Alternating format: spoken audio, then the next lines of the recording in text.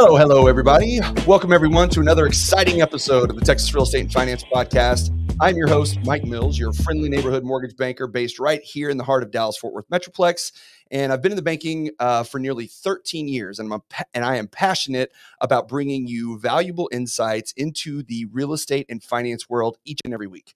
But I've got a question for all you realtors running around town trying to support your family. As we approach a new year, have you thought about your overall health and well-being for 2024, or at least as much as you've thought about growing your business for 2024? Did you know that the two are very, very connected?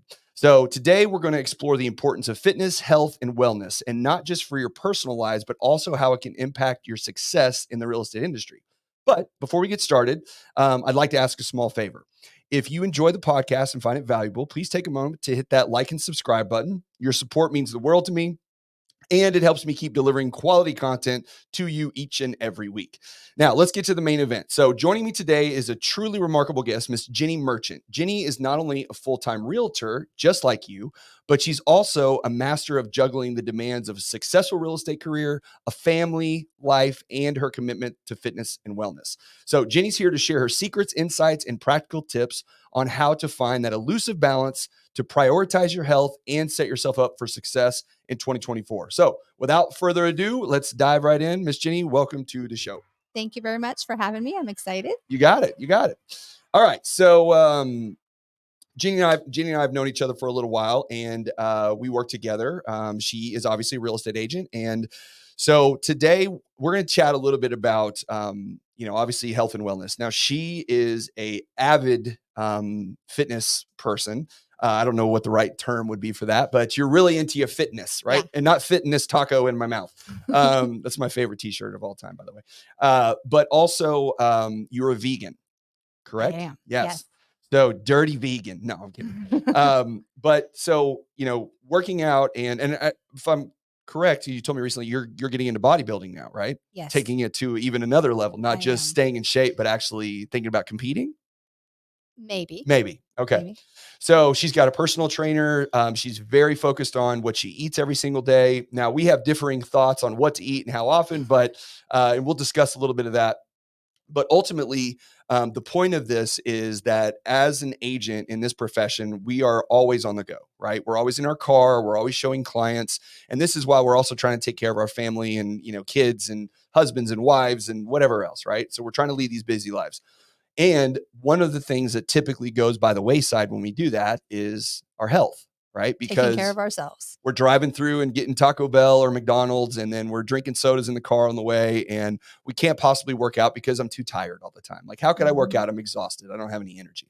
So we're going to kind of talk a little bit about, how to overcome some of this stuff and get Jenny's insight, because she's really become a ninja at fitting this all into her schedule. So I want to get y'all's, I wanted you to hear her take on how to do this stuff. So before we get started, first off, talk about how you got into real estate to begin with. And then if the fitness piece of it's always been a part of your life, or if it's something that you've developed recently. So my background, starting in college, I was always kind of an entrepreneur and kind of on my own. I did pet sitting to raise money. I bought my first house when I was 20 years old. Turned around, sold it 4 years later, marketed it myself, and kind of got the bug at that point. But I got into luxury home building and land acquisition and negotiating contracts and building multi-million-dollar homes, and family's business, actually. So got into that, which I was really looking back. It's all the things that I do now. I wasn't a licensed agent doing it. And I got cancer. At the time, I was making a lot of money. I was in my late 20s, I guess. And I worked 100 hours a week. And I just kind of had this aha moment of what's important and not really feeling satisfaction for what I was doing. And so I took a pause for a little while, went to work for another family's business that was in more of swimming pool, outdoor living, construction, and design. But I really wanted to be an agent, and I wanted to do it so bad. But to be honest, I was fearful. I was fearful of how to transition from making a couple $100,000 a year to doing that. And really the fear was not really having anybody to go to. I kept picturing these big brokerages where I was just going to be a number and 1,000 agents have to start at the beginning sitting at a desk. Right. And so I didn't do it at that time. And I'm glad I didn't. I needed some more space to get into it. So ultimately, I took the plunge and best decision I ever made. And it was really meeting the broker that I have. I got introduced through a friend and had the same value system. A great human being. He was starting his own brokerage, Reflect Real Estate. And the minute that I met him, I was kind of dabbling with getting my license. And he said, "You can get your license in 2 weeks. Just do it." Yeah. And so I did. Okay. And having that person there that I could see as a mentor, that it just made it easy for me. And then I'm taking basically all the skills that I've been doing for all these years, but doing it something that drives me and fuels me every day. Yeah. Yeah. So did you, prior to when you were working for the builder and doing your thing there before you got into selling, have you always been kind of into fitness and wellness, or is this something that you kind of came into a little bit later, or when did you really start kind of getting into it a little bit more heavy? I know recently you've really kind of put a lot into it, but even prior to that, when did it start becoming a place of importance? And I think that's where even having the cancer and looking back at it, realizing that, and I think that almost happened because of the level of stress and not putting myself as a priority with my health. Um, Everything was work, work, work, work. And I'm always going to be that way, but there was no regular exercise. There here and there, I got into some pole fitness, which I really loved at the time. Pole fitness? Yes, it's Is like that like dancing on a pole? yes, but Okay. but I wasn't a stripper. I was just and hoops, like aerial acrobatic Yeah, yeah, stuff. totally. No, I've seen it before. It's funny. Yeah, it's okay. That was actually I found that when I was working in the building industry. So I found that, and I really had this outlet of, this is great. I found it was like empowering, was with a bunch of women who became some of my best friends, but it really is, it's dangerous on your body. And I ended up going to a client that was a neurologist. I had to get an MRI. He's like, "You got bulging discs. You can't be hanging upside down. Like, you can't be doing this anymore." And Right. so I had to quit. And when I quit, and I was in pretty good shape, my upper body was in good shape. I felt good, and it was a great outlet. And after that, I kind of got lost. Like, what do I do? My thing is gone. I've tried yoga. I tried, and so that consistency, and then also my eating, um, it was just eat when you could.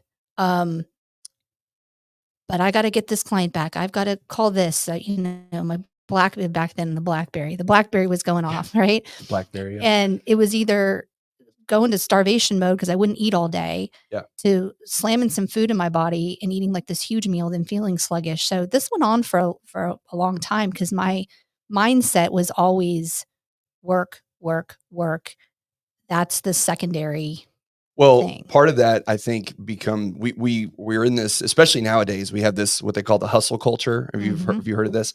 Where it's like you got to go, go, go all the time, which I don't necessarily disagree with per se, but it is as working professionals, when you think you have to work, quote unquote, all the time, the issue with that is that you get to a place where if you're not working, then you have guilt, right? Because Yes. you feel like you should be working. So if I'm doing this thing, even, I mean, some people experience it when they're hanging out with their kids, right? You're sitting there having time with your kids, and maybe you're having, maybe business is slow, maybe money troubles are creeping in a little bit, or whatever the case may be, that adds that extra level of stress. And there you are in trying to enjoy time with your family, and you can't, because the whole Yes. time all you're thinking of, like, I need to be working, I should be working. What am I not? I'm being lazy. I should be out there working. And I think a lot of people experience that.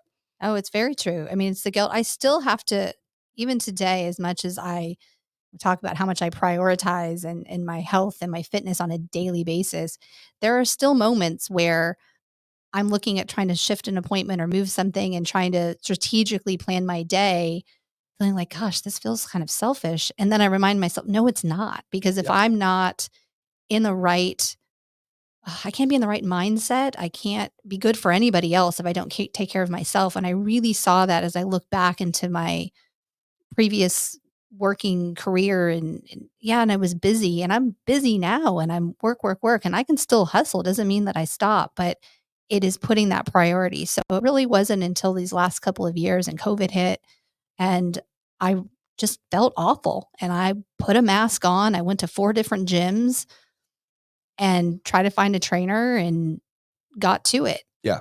Yeah. Well, that's the hard part for anybody that I think anybody that's been through a place or been in a time in their life where they did put out, like, former athletes, especially high school and college athletes that went through the grind of working out all the time because they had to, whether a case as they get older, then they're kind of like when they don't have that outlet, they miss it. Like, because what it was like to have it and now it's not there. But if you've never done that, if you've never experienced that or had that there, then you don't really understand what you're missing until it's gone, right? So you almost have to, it's like this catch 22, because if you've never been a person that goes to the gym often or works out, or, and we say go to the gym, you don't have to go to the gym. There's a million things you can do that don't require you to have a gym membership. But if you don't have some level of physical exertion on a regular basis, then you don't know what it's like when it's not there anymore, right? And So true. that's the thing is until you have the absence of it and you feel run down and you feel like crap in your body and you're tired and you're like,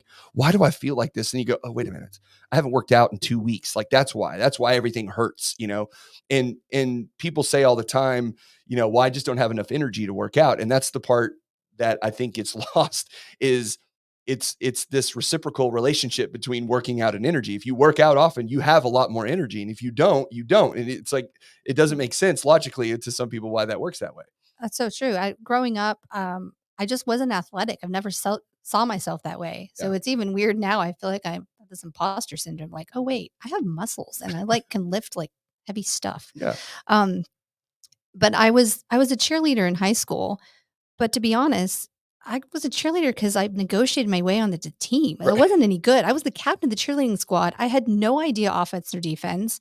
It was dancing and like looking cute in a skirt. Like Right. it, I just didn't have that athletic bone. I was scared of PE. I didn't like to run. I always say I'm only running if someone's chasing me or there's Yep. a good shoe sale somewhere. Right. So I grew up with that. And so I didn't know what I was missing. And I had a moment, a year and a half ago and some life changes and things and moving and shifting in life. And I pulled back and I didn't have a place to work out where I moved. I dropped the ball on myself Mhm. and I felt horrible. And that was really the key now, I think, where I've ramped up and I realize I never want to go back there again. Yeah. And it's so different. And it's true. If you've never had it, you don't know the difference. And you hear all the time, well, you have more energy if you work out. You hear that, but you're like, yeah, does it really matter? It matters. And I Yes. can say what you eat, what you put in your body, and movement, whatever that looks like, Yeah. consistency on a daily basis of some kind can be transformative. So do you think it seems like when you were on the pole, I don't know how else to I got you with that one. You I didn't don't expect in I that don't one, know were how else to you? put it. Yeah, yeah. So when you were doing the pole exercises, right? Yeah. And that was something that you really enjoyed. Like you liked doing it. So Yes. going to it was enjoyable. It was fun. You had a group of people with you that were all there together. You made friendships and relationships. I'm sure it was something that it wasn't like a dread to show up and Yeah, it go was dance fun. on the pole. To anybody that's joining us late, this is gonna be a difficult one. But Upside down, holding on with one right, arm. yeah. I went to camps. We flew to the Bahamas somewhere and did Oh, camps. I yeah. was training with contortionists. It was crazy. I never thought I could do that in my life. And it was like, look at me. I hang upside down. But you enjoyed it. You liked to do it, Loved right? it. And then because of that experience with it, and how long did you do it before you had to quit? Oh man, I tapered off. I was probably maybe 5 years. Okay. So that's a long time. So you were after it for 5 years, really enjoying it, and then stuff happens, you're back, you have issues, doctor's like, "Hey, you can't keep doing it." And then you fall off the wagon a little bit, so to speak, and then or the pole. And then and then you get back into it, but you go through this period of time where it wasn't enjoyable, or I mean, I'm sorry, where you felt like crap because you weren't doing anything and you Right. realized going back to it that it was. But the key to it is that your initial introduction into it was something that you like to do, right? Yes. And I think so many people think of going to the gym, quote unquote, or working out, that they got to go in their garage and they got to like sweat for 4.5 hours and have the exact right routine or whatever. Can you talk a little bit about how sometimes just starting something and doing it, whether it's walking around your driveway or going to a pole Yeah. class or whatever it may Yeah. be, that little kickoff, you don't have to accomplish everything in one day. Like, it's a slow build, right? Right. And I don't think you should ever go at it personally with throwing everything in the kitchen sink at it. You're going from 0 to, and I think what I see people do is, I'm going to change my diet. I'm not going to drink soda. I'm not going to cut out sugar. I'm going to cut my calories. I'm going to go to 5 HIIT classes. And they feel like in order to make a difference in maybe their aesthetic or how they feel, that they have to do all the things. And Right. I think that's really like setting yourself up for failure at that Yes. point. And I think it's finding that thing. And unfortunately for me, it just took me a really long time to find my thing. And I had to tinker around with it. Like, I liked yoga and I still do. And I need it for some mental, you know, clarity, and it has a Some lot of moving meditation type of thing. yes, Yeah, and like sure. stretching out because it's so rough on my body, so like tight and lifting weights. So, but I kept trying to find that thing that I enjoyed, and I was never a gym person, scared of the gym, don't really know how to use the weights. It seems like boring, dirty, people sweaty stuff like there was Yeah. on the equipment. So it just took me a bit to figure it out, and I don't think it matters what it is, but it's finding the thing that you find some joy in. It doesn't mean that every single day it's going to be butterflies and roses and you're gonna be Yeah. skipping your way into the next, hot Yeah. works class It or sucks whatever it is you sometimes. do, or Yeah. riding your bike or going to the lake, but it's sometimes just trying something and just trying it consistently, and it doesn't have to be for even an hour. Go and do something for 15 minutes Mhm. and do it for a week. Do it for 3 weeks and see how you feel. But you've got to find that thing that you connect with on some level. Otherwise, you're going to be resentful for it and you're not going to really feel the benefits. Yeah.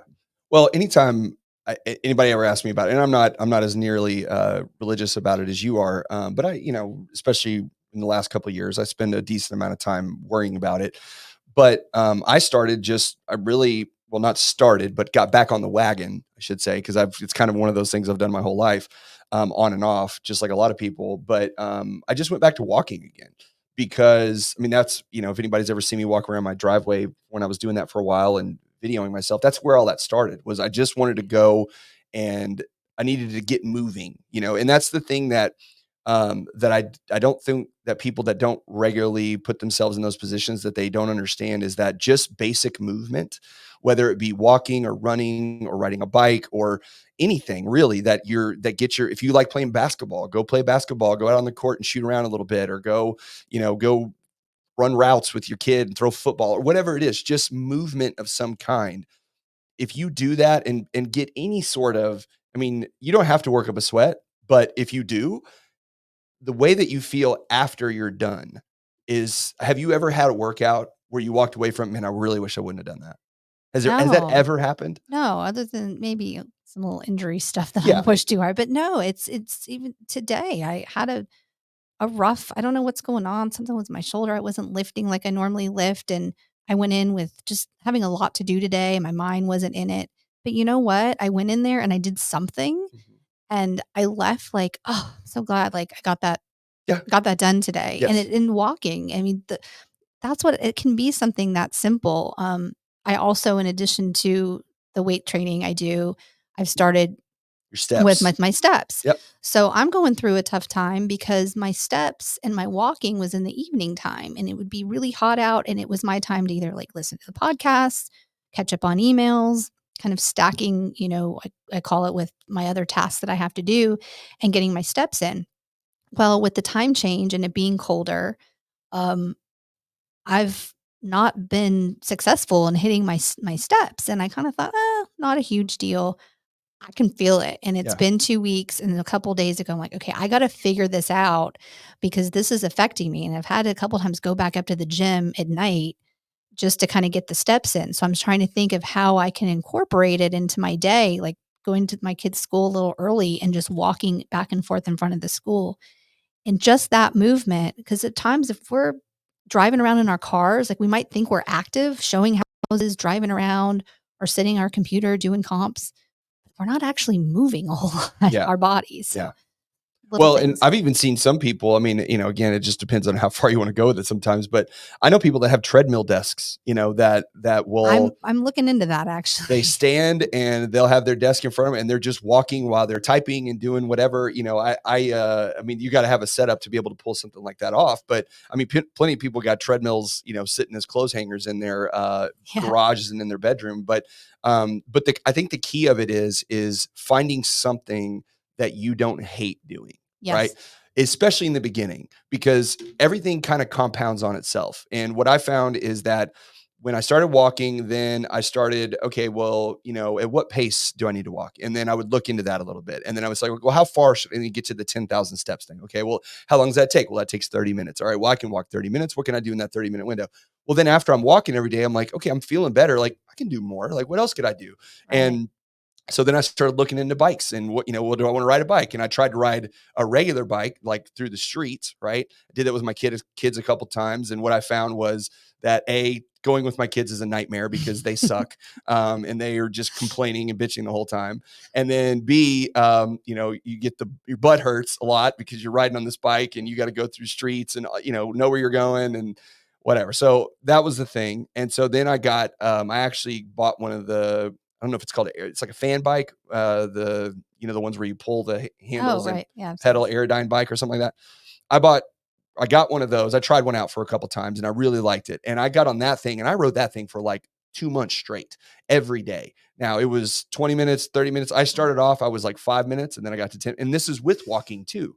So and now I've moved into weights and all kinds of other stuff, but these things just kind of start to build on each other because once you get in the habit of doing it, and you feel comfortable doing it and you like it, then you want to do more and you start looking into more, you start educating yourself a little bit more. Have you found the same kind of deal? Yeah, it's just sort of progressed. I mean, even with steps, it was like I never counted them and didn't really matter, but I had to feel like I had to be strategic about it and go, okay, I'm going to do something. And so got to have some goal. Let's do 2,500. Yeah. Okay. Yeah.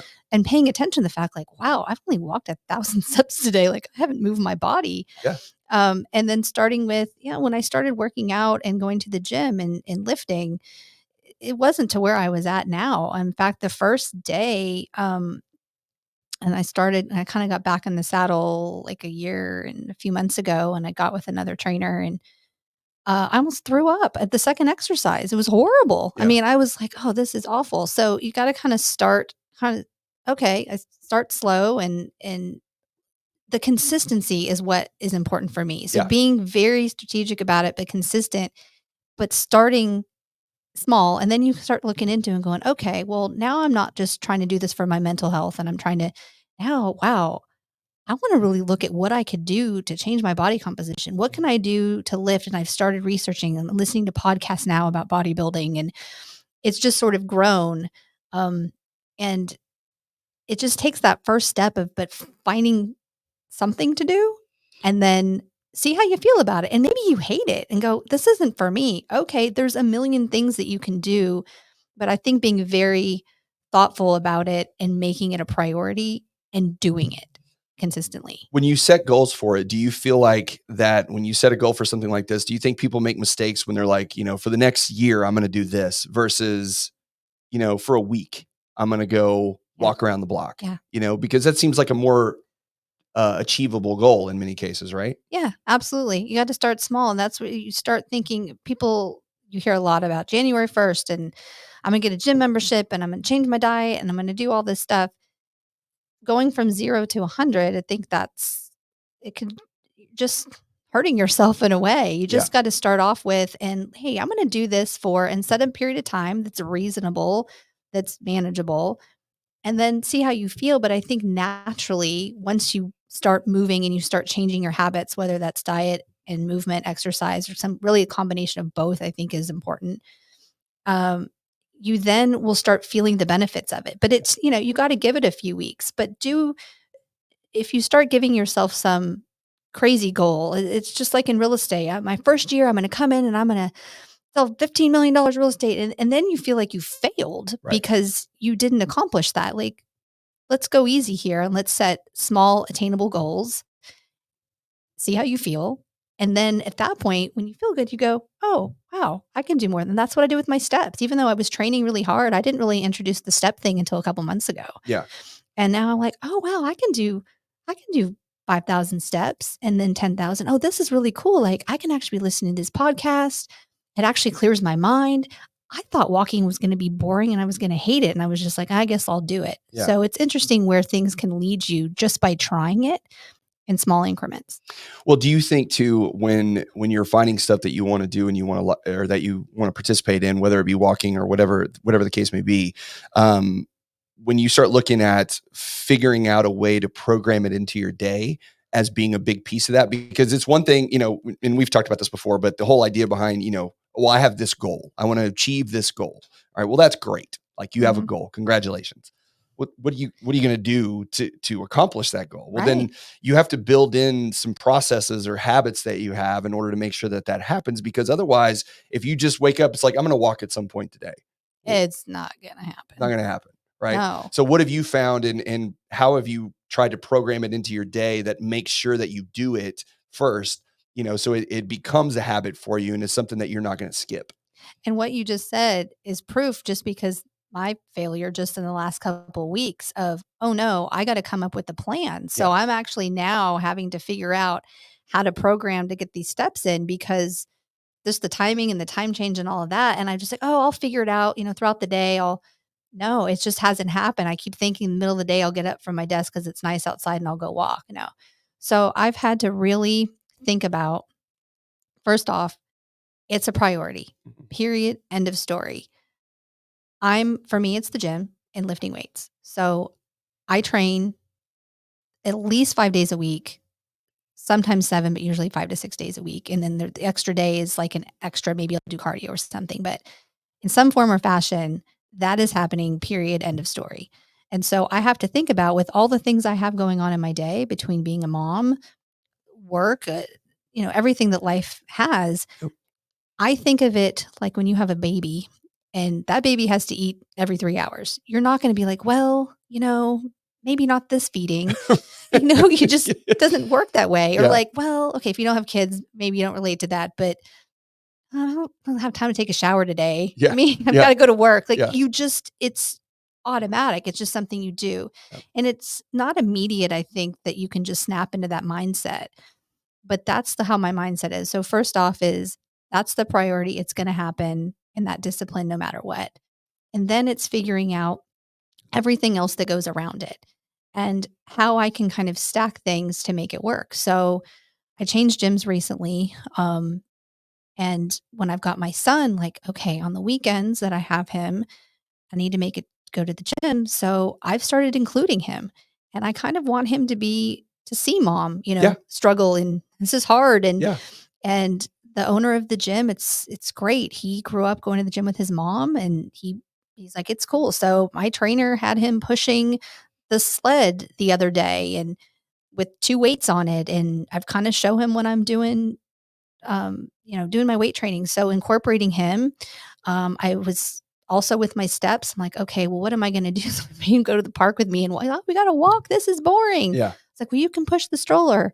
So I try to figure out all the things I need to do, how I can incorporate him. And then times when I'm booking even closings, for example, a lot of people, they take the whole day off work. They don't really care what time of day that the closing is. I'm not going to blow a deal or do something to upset a client, but if it makes no difference to them, why have the title company dictate that we're going to have a closing at 9 a.m.? Well, that's when I work out. And I used to feel really guilty about that. But now, like, well, it works. You just have to be very thoughtful about it and plan ahead. Same thing with the eating and the meals, and knowing that I was going to be here today and I'm going to be out of the house all day. My meals come with me. Yeah. They travel with me. I eat 5 times a day because that's what I do. That's what you do. Yeah. And I know how many carbs and how many grams of protein, and it's weighed, and it's just part of my existence. Yeah. And I work everything else around it.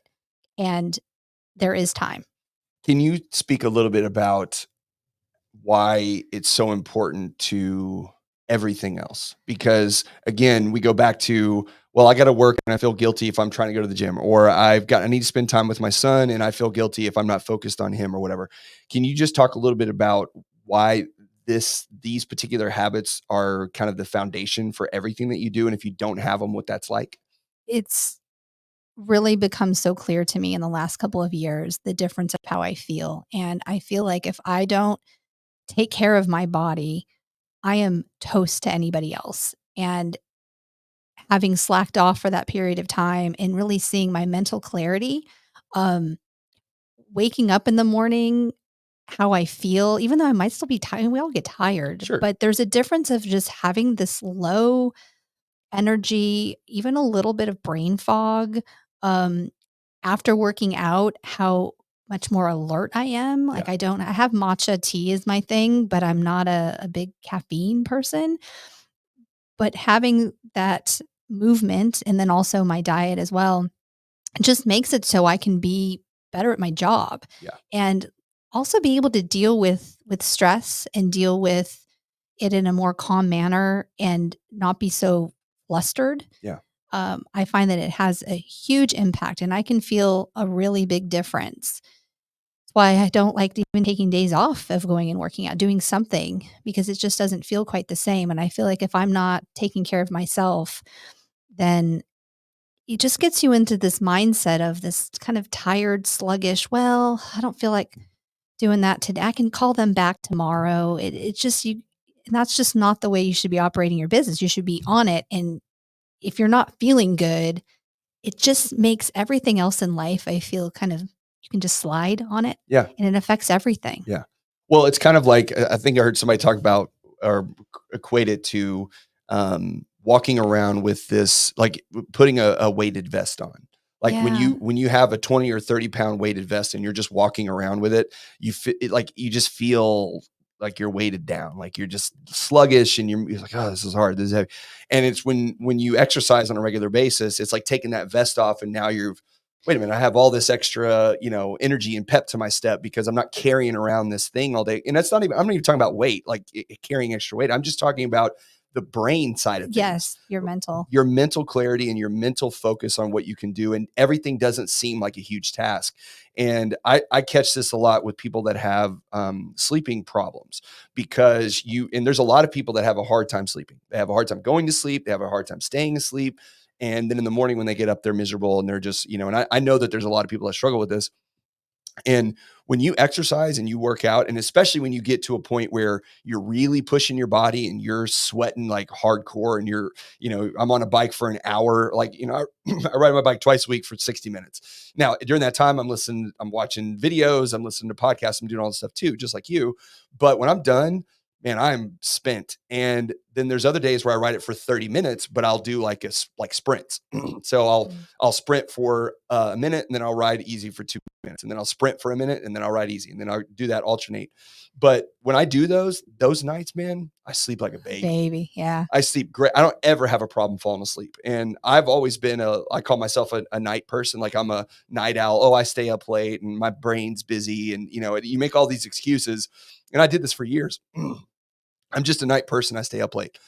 Not anymore. Like really, I mean, now when it's 10 o'clock or 9:30 or 10:30, I'm like, man, I'm kind of tired. Like I want to go sleep because you've exerted all that stress and anxiety out of your body and it's gone. And now the worry and the anxiousness that people experience on a regular basis tends to kind of wash away because your body is putting out stress. Because if you did the hardest thing that you had to do that day, right? You lifted weights or you ran or you rode the bike or you did whatever. That was the hardest thing physically that you had to do. It's over with. And so now the rest of everything else is easy.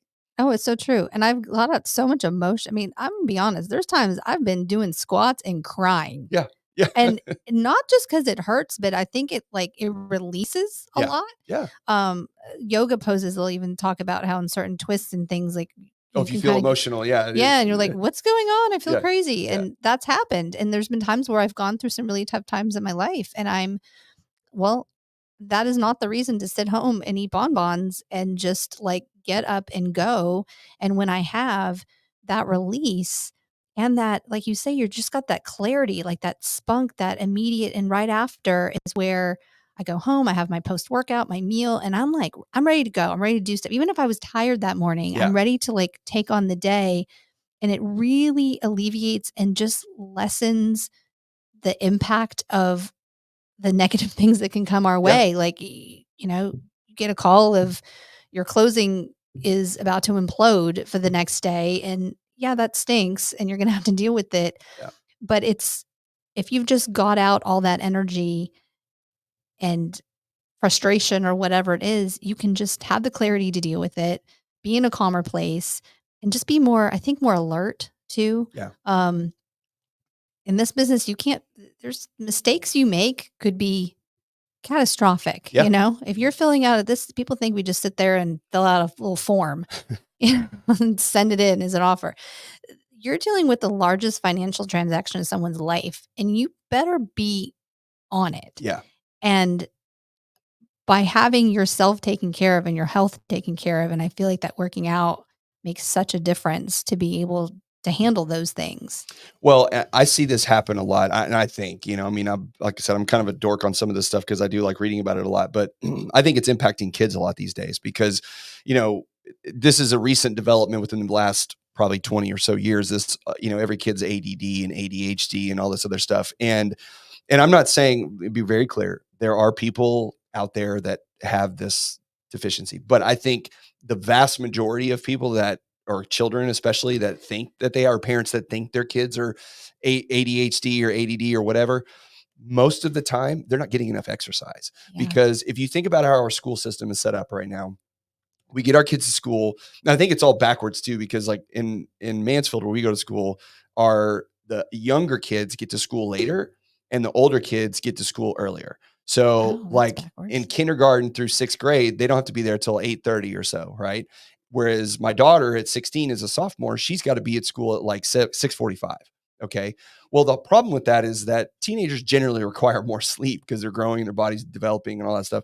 And little kids, I'm sure, because your son's 5, right? 5, yeah. Yeah, they're up at the crack of dawn. Like they're Oh, awake he's at, ready to go. yeah, they're up at 4 or 6 5 a.m. o'clock on a Saturday morning. All right. So we take these kids that are awake and ready to go at 5 a.m., right? And ready to party. We take them to school and they sit in a classroom with 20 other psycho kids that are bouncing off the wall. And we make them stay in this room for 4 hours, or, maybe they rotate around or something. They get a recess of 30 minutes, an hour, maybe a PE class, So in an 8-hour day, they're getting maybe an hour and a half of mild exercise at best. Right.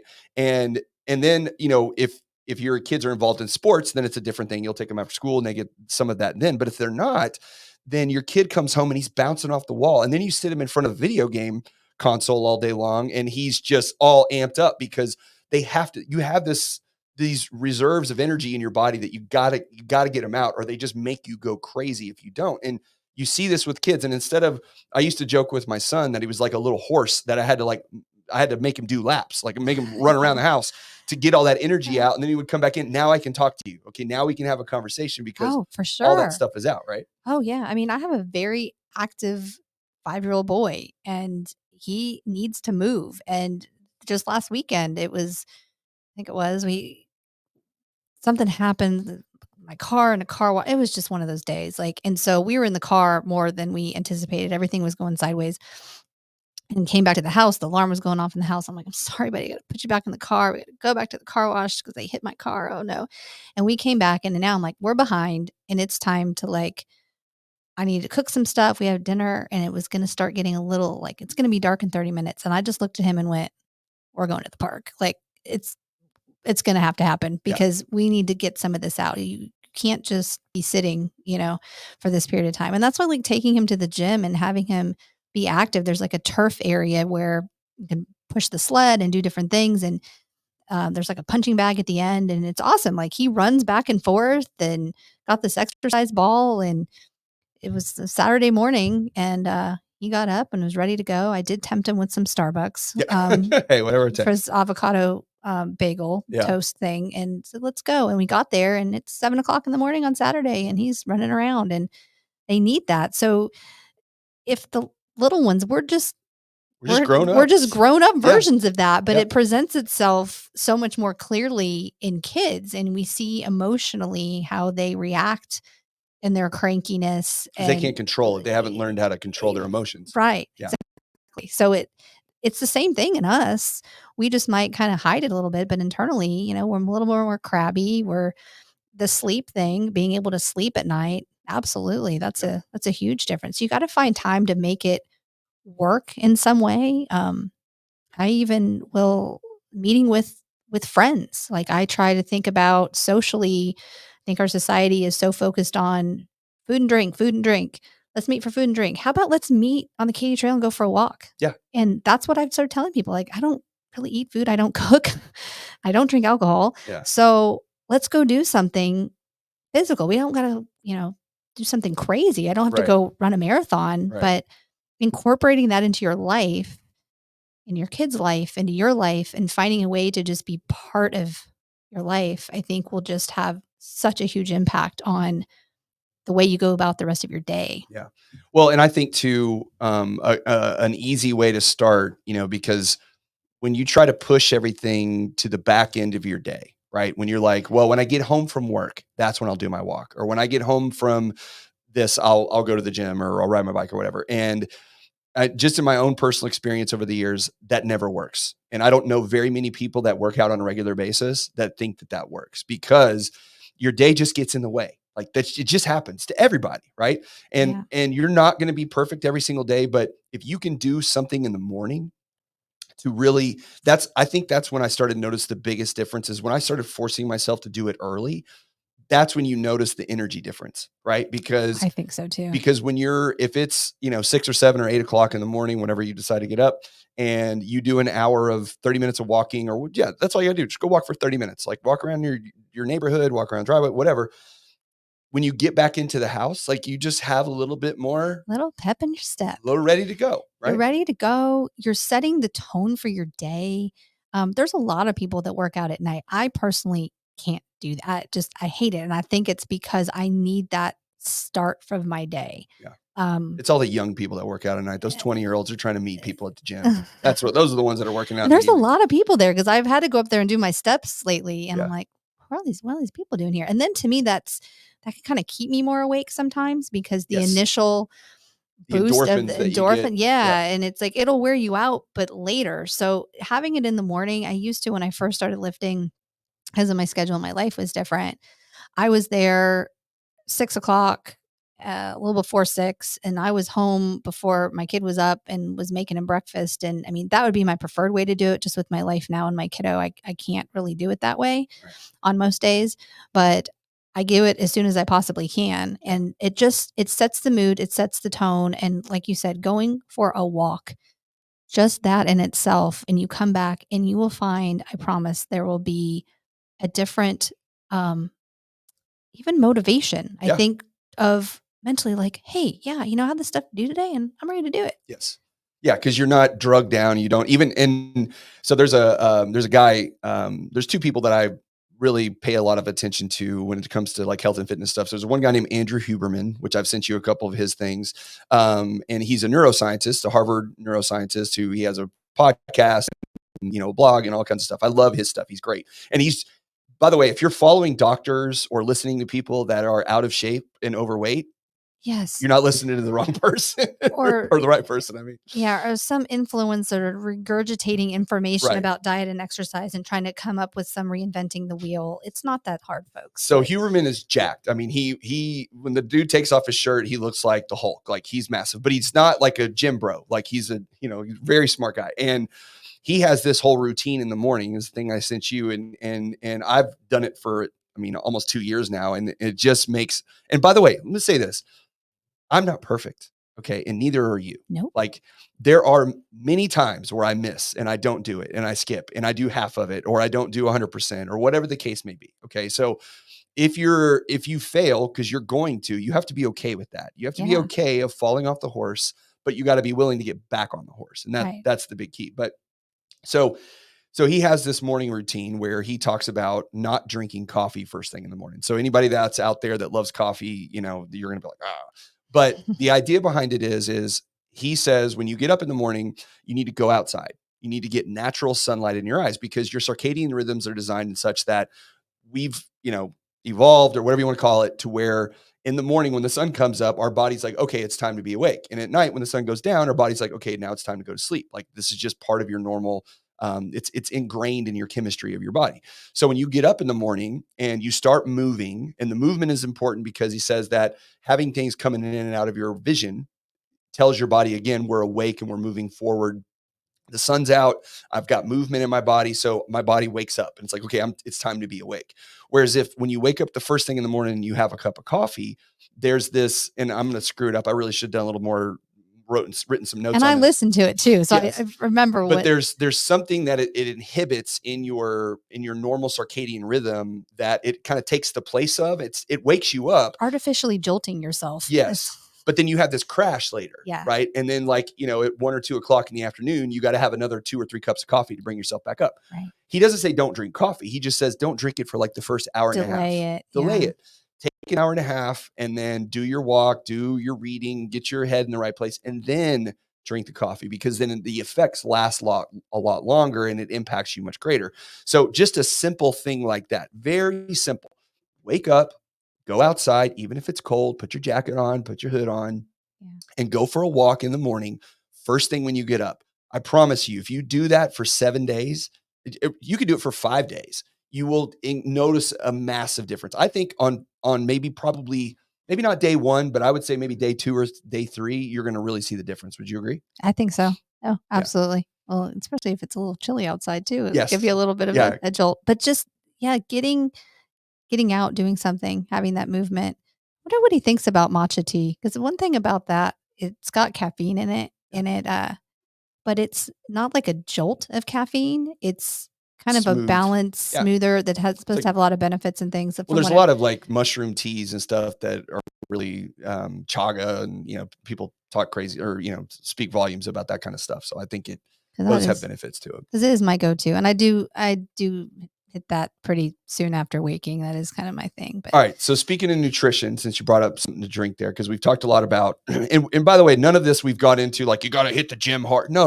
Just start, just get moving, do something. And make yourself a priority in that sense. Yes. So diet. All right. Now you tell me your thoughts, but I'm a believer of, I would say if you're going to pick one to start with exercise and then go to diet. And the reason for me is I think that if you're exercising to some extent, the dieting, and I don't even, dieting is the wrong word. Yeah. Eating differently will come on its own, because you're like, when you start eating stuff, you start feeling like crap. But if you start to change how you eat before you exercise a little bit, I don't think you get the full benefit necessarily. What do you think about that? I never thought of it that way. That actually makes sense, because I've always been in this mindset, and you can't out-train a diet.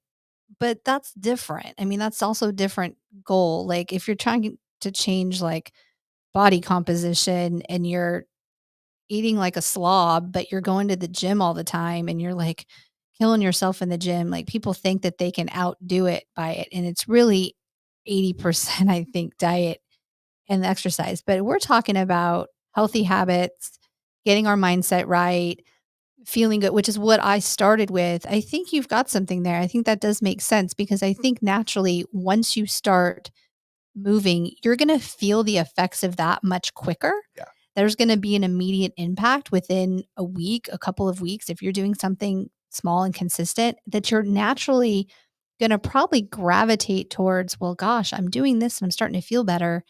And then you realize if you're then on the go and grabbing takeout here and there, I think you naturally will start to want to change that. And I think if you do just start with the diet, it can feel like you're now so food focused, and it becomes about the food and not how you feel. And the food, I think it maybe takes a little bit longer to start feeling those effects. So I think that makes sense. So what was the evolution of your eating habits and how you went from just, I know you're a vegan. Have you always been a vegan, or did you get to that, or how did that all work for you? I grew up as a kid, McDonald's, not bashing you, Mom. McDonald's was awesome. Our parents didn't know any better. Right? They No, didn't we know did. any We also didn't even have a seatbelt, and I was like sitting on the seat. Yeah, they were smoking, drinking Coors Light with us in the back of the window. Man dinners, and a grandma who did home cooked meals, who I was with grandma a lot. She big part of my life. So, made pies every night. So chicken and potatoes. Broccoli would make me gag. My mom cracks up to this day that I like eat handfuls of broccoli. And so as I got older, I was just used to, cereal for breakfast, that kind of thing. And I always, as an adult anyway, I really wanted to be vegetarian, more for just not really wanting to eat animals. Yeah, I have leather. Yeah, I have all I just really didn't want to, but I didn't know how to do it because that's all that I've eaten, chicken, potatoes, and I didn't even have a wide variety. So it's not that I just ate meat. I just didn't really have a variety of Yeah. foods. Hamburgers, And steaks, that's it. yeah. And I had tried different things with like weight loss, for example, or like fat loss. And again, it's a diet. It's like some temporary restrictive thing that you're doing. So it evolved to where about 10, 11 years ago. Got somebody from Saudi Arabia saying hello. Oh, Look at that. wow. Well, What hello. time is it there? I don't know. Hi. Podcast, I think you meant Hard Truth from Saudi Arabia. So Oh, hello, awesome. Ahmed. Ahmed. Hi. Um, I did. Oh, I know where it started. I forgot about this. So I didn't grow up overly religious. I do have some religious beliefs, but I decided for Lent, I was going to kind of participate in Lent and kind of had a spiritual moment there, right? Uh-huh. And I went through In-N-Out Burger in Grapevine, and I had I was like, okay, I'm going to have Your this last meal. my last cow.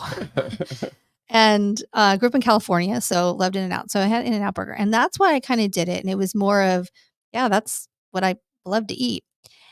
And it started with that. And then I did that for that period of time. And I think, man, I kind of feel better. And I really don't want to eat animals. And I got to find a way to not do it. Yeah. So it started with that. It evolved to being really pescatarian, which is eating just fish. But Eggs. yeah, fish and eggs. Okay. So I was very heavily on the eggs, and then ended up getting pregnant. At that point in time, I was still struggling because what was happening is, and I was toying with being vegan. So at home, I would say vegan, which is no animal products, no dairy, no even things like marshmallows have gelatin in them. There's a lot of things that have gelatin. So whenever I would do that, I was eating horribly, really, and I was actually gaining weight because vegan just means what you don't eat. It doesn't mean anything about you do eat. So I love Oreos. Oreos are vegan, Yeah. which is awesome. Yeah. I love cupcakes. There's a vegan cupcake bakery in Dallas. So I was eating white pasta and I was craving those things, which really are Well, because they make you sugar. those. Yeah. I mean, that's part of the thing is when you eat pasta, you just want to eat more pasta. That's how it Yeah. works. Yeah. It's so I found myself and then eating out at that point in time years back, it was harder because there wasn't a lot of vegan stuff. So I did this whole pescatarian when I would eat out. And I traveled a lot, go to Europe. So, and, I would eat fish. Then I got pregnant, still was pescatarian at that point because I was eating a lot of sushi. And then once my son was born, I realized, gosh, I have this great responsibility. I'm not a cook. I've never cooked. When my friends found out I was pregnant, one of the first things they said was, "Oh my God, what are you going to do about food? Like, you don't cook. Like, how are you going to feed your child?" And I was like, I have no idea. So I realized, well, now I have this great responsibility that I have to be a model for him. And I got to figure out my food because once he starts eating food, I'm not feeding him what I'm eating. Yeah. And I realized, and his dad and I realized we wanted him to be able to make the choice as far as eating animals or not. Whatever he decides to do, and he's able to make that decision. And my pediatrician, who her kids are a vegetarian, said, well, your diet can't be more restrictive than his. So if you're sitting there and you're eating dairy, because at that point I cut out all the meat, just was doing dairy, you're sitting there eating cheese. So when she said that, I went, oh my gosh. So once I got into the bodybuilding and I understood that you need protein and protein builds muscles, and I started really getting into nutrition and really understanding for me what I needed, which my goal was build muscles, lose body fat, have different body composition. And all this hard work I'm doing in the gym is going to go to waste. And as a vegan, you have to be very strategic about what you're eating because protein, yeah, there's some protein in beans, but you'd have to eat bags full of beans, which are really carbs. Right. And so I had to learn and I really started learning about food and nutrition and really looking at my body as a machine. Well, there's something with bioavailability too, because it's like broccoli has a good amount of protein in it, but your body's ability to access that protein to the same degree, like if it's got 10 grams of protein in it, you can't quite get all 10 grams out of it. And the different amino acid profiles. Right. And even in my son, it really came from him. And it was really about being very mindful of his nutrition and also him being vegan. It was not about, I didn't want it to look at it as what are we doing to restrict it to diet? It was about what are we doing to give him the best nutrients? So things like iron, and I had been iron deficient. I'd been like borderline anemic. Well, I learned that, okay, you get iron from, say, the broccoli, but it actually gets absorbed better if you combine it. So like When with you pair it pasta, with, like tomato sauce. So Yeah. like give him tomato sauce and give him the broccoli. Yeah. And, he grew up, Ethiopian food is his favorite food. That's a treat for him. My parents are taking him to Thai food and they have tofu. Like that's his favorite type of foods because he ate raw tofu by the handful and broccoli, and he never had a Cheerio in his life. And so once I started having, I was forced to, we got to be parents and we got to feed this kid. Then it started changing my own diet. And then it really went down the road of, well, now I'm trying to be like do bodybuilding and build muscle. And how does that happen? And you have to be very strategic about understanding your protein sources. So, and once I did that for me, I felt so much different. So it really isn't about being vegan because I was vegan kind of on and off before, but I felt horrible because I was just eating just junk food. And I can have my junk food vegan moments. So it's more about I eat very strategically in my protein grams, high protein, and just the variety of foods that I eat. I get my carbs from sweet potatoes. Not, I'll have the French fry here and there, but it's getting the carbs and the fats and the proteins from whole food sources, and try to eliminate as much processed food as I can. Well, and I think that shows up too, just like we were talking about earlier with exercise. When you exercise a lot and then you stop, you feel it and you always want to go back because you know the difference between when you are and when you aren't. Mm-hmm. And it's the same thing with food is when you cut out, and I think what you said is absolutely 100% spot on, not just with veganism, with anything. It's not about what you are eating. It's about what you're not eating, right? When you take out, because you'll see, and this happens a lot with people, and I'm not, vegetarian, vegan, whatever your diet, quote unquote diet is. What they typically are is no processed foods, whole foods, whether it's meat or vegetables or whatever it is you're eating. When you take out, the seed oils and you take out the sugar and you pull that stuff out of your diet, the difference in how you feel is dramatic after a period of time. And then when you add that back in, like I know, and I did it for a period of time. I'm terrible because I love French fries. Oh, so good. So good. But when there was a period of time a while back where I stopped eating fried foods, period, like didn't eat any fried foods at all for like, I don't know, 60 days, 90 days, something like that. And then I remember the first time I ate French fries after that, I literally thought I was going to throw up because my stomach hurt so bad. It was like, what are you doing? Yeah. It's like poison in your body. Yes. That's how I feel. And you don't realize it until you completely eliminate it. And then when you add back, because there's a lot of nutrition when you try to figure out allergies. Like there's so much tied to what you put into your body as to what your reactions are. And we think we're allergic to this or that, like autoimmune disorders, right? They're finding out more and more that people with severe like psoriasis and all these different autoimmune disorders, that it's about what they're eating. And they have this incredible allergic reaction to these specific foods. And so what they do is they'll make them eliminate everything. Like they'll go down to eating, water and whatever, a broccoli or a meat or something. And then they start to slowly add things back in because that's how you figure out what you're having a negative reaction to. You have to eliminate it all and then start to add things back in. Well, that's been a lot of these treatments for people with autoimmune. They're putting them on carnivore diets. Some of them are going straight to vegan because, again, everybody's different. There is no one size fits all in this kind of thing. And what they're finding is that this food that you're putting into yourself is causing all of these other problems that you're having that you don't even realize because it's just the way we've always eaten or been taught to eat or just how we grew up eating. And your body is so adaptable. It gets so used to things, even bad things. It's like heroin addicts, right? If you're a heroin addict, as long as you don't do an amount that's going to cause your heart to stop, you can do it for a long as long as period. you don't actually kill yourself and go over the edge. Yes. Your body will adapt to it. It adjusts. Sadly. Yes, sadly it adjusts. But that's how dynamic our internal systems are, is it's going to figure out a way to survive. So if you're just constantly dumping toxics and even alcohol. And this is something, nobody ever wants to hear, I know. but there is no amount of alcohol that's good for you.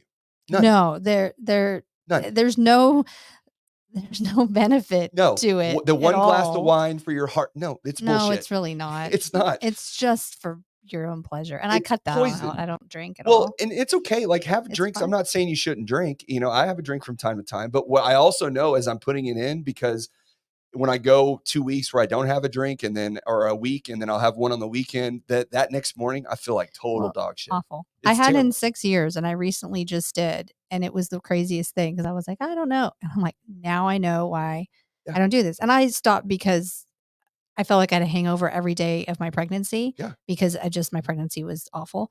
So why would I ever wanna do that again? So that's really why. But, you know, your body being adaptable and feeling so awful, a story about that. So I think it was a couple Thanksgivings ago is when I started really adjusting my diet while I started working out.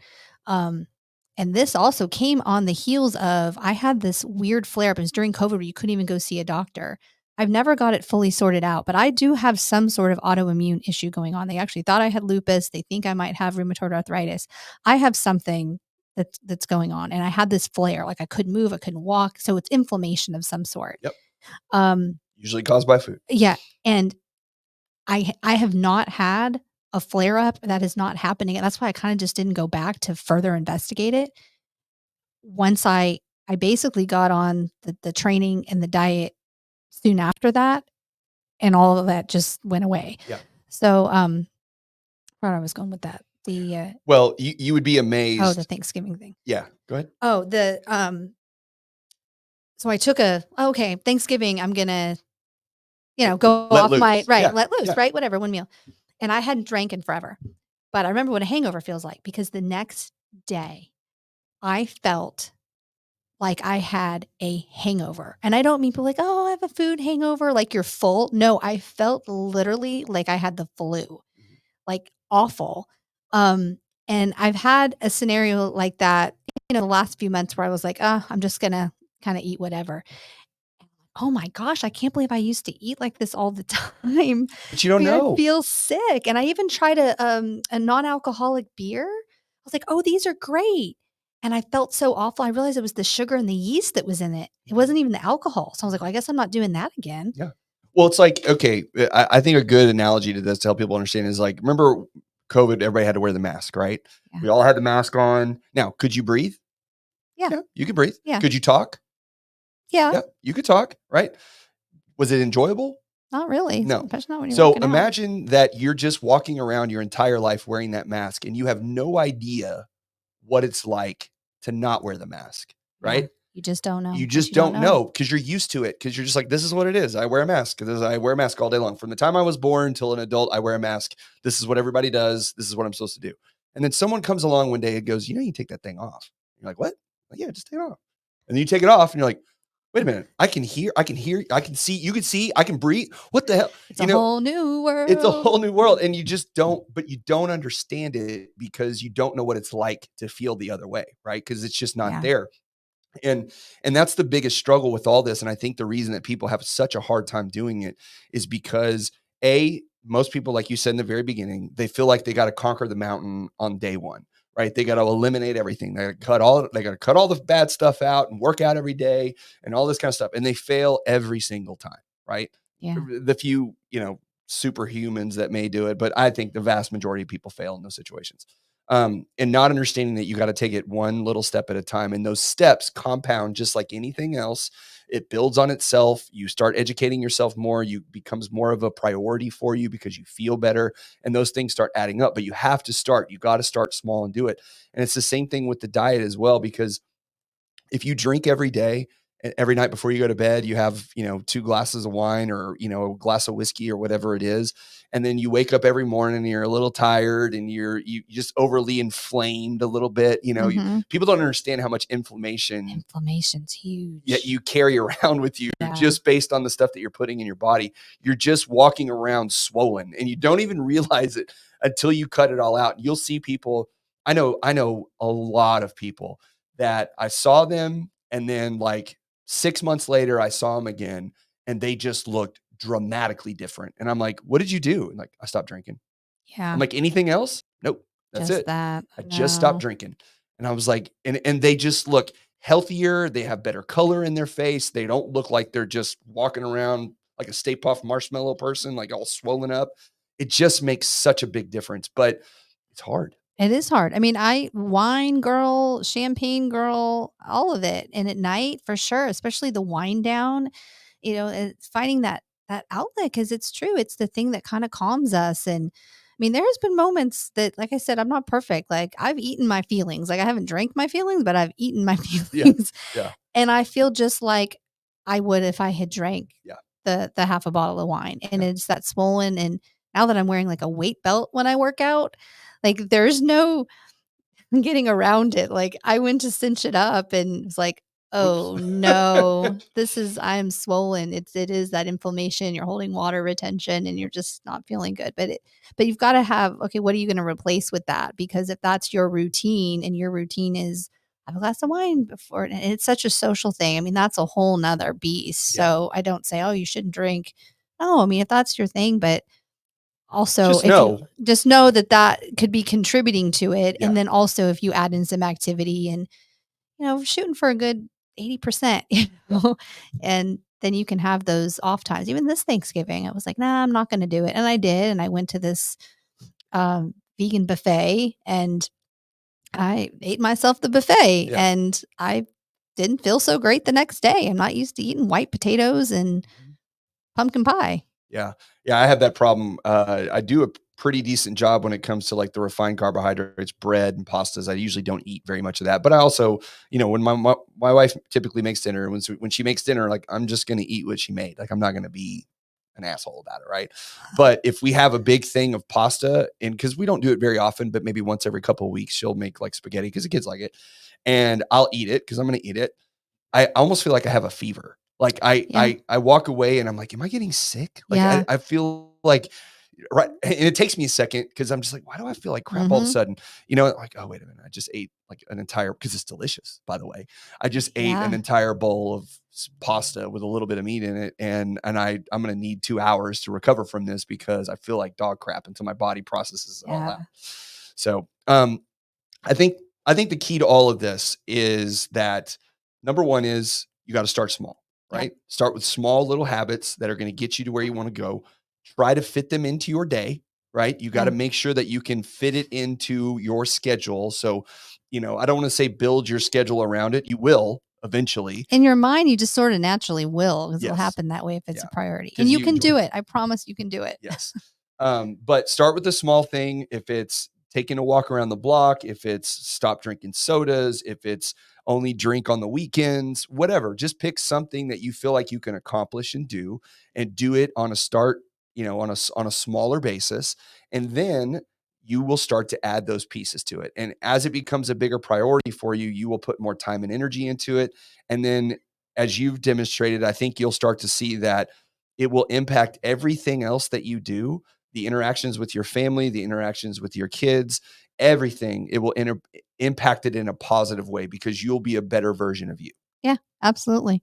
And just really having some thought because just a little planning ahead makes such a big difference. Yep. Instead of just letting your day go, if you know you've got this big day and you've got in our industry, okay, you've got showings, you've got this contracted right, and okay, and I'm just going to dash out the door and figure it out later.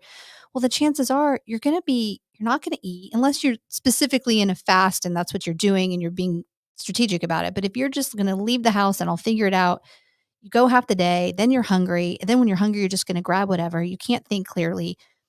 Just like when you're going to go on an appointment and the next day you have a listing appointment and you need to get prepared for it. Don't wait till that last minute because something's going to come along and throw a wrench in it and you're Yep. not going to be prepared and you're going to be scattered. So it's just changing that mindset of the priority is figuring out ahead of time what you're going to do, whatever that is, what your food's going to be, what you're going to eat or wear, some idea of it instead of just throwing it in the air and seeing what happens and just trying to get task 1, 2, 3, 4 down, take care of the kid.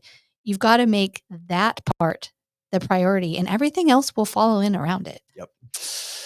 Very much so. Well, Jenny, we're over an hour, so that went by quickly. I really appreciate you coming in and talking to me about this. This is something I love to talk about. I just don't always get to talk about it on the real estate and Yeah. finance podcast, but I do think it's very appropriate for people, especially working professionals that are always on the go. We have that guilt where we feel like we should be working all the time, and we don't want to take care of ourselves because we're taking away from something else. But Yeah. the understanding that when you don't take care of yourself, it affects your body, it affects your mind, and it affects every other thing that you interact with on a day-to-day basis. And really and truly, it's not being selfish to make it your number one priority to make sure that you take care of you. Because if you Yeah. don't, then you're useless to everybody else. Absolutely. So, Yep. well, guys, thank you to everybody that stuck around. Next week, I will have photographer Landon Day on the podcast. We're going to talk about how to brand yourself for 2024, the importance of listing photos, all that kind of stuff. So he'll be available to. We're supposed to eat between. What do you got, Conrad? It says we're supposed to eat between showings. That's what I've been doing wrong all this time. Yeah, I keep it in my um, car with a yeah, ice that's right. pack. That's right. But we're going to talk about branding for 2024, talk about listing photos. So it should be a good conversation if you're interested, and especially with listings being a focus going forward for next year because of all the fun things related to buyers agents and how that stuff works. This would be a Yeah. good one to tune in for. So I appreciate everybody that stuck around. We'll be back again next week, and we'll see you then. Jenny, thank you. Thank you.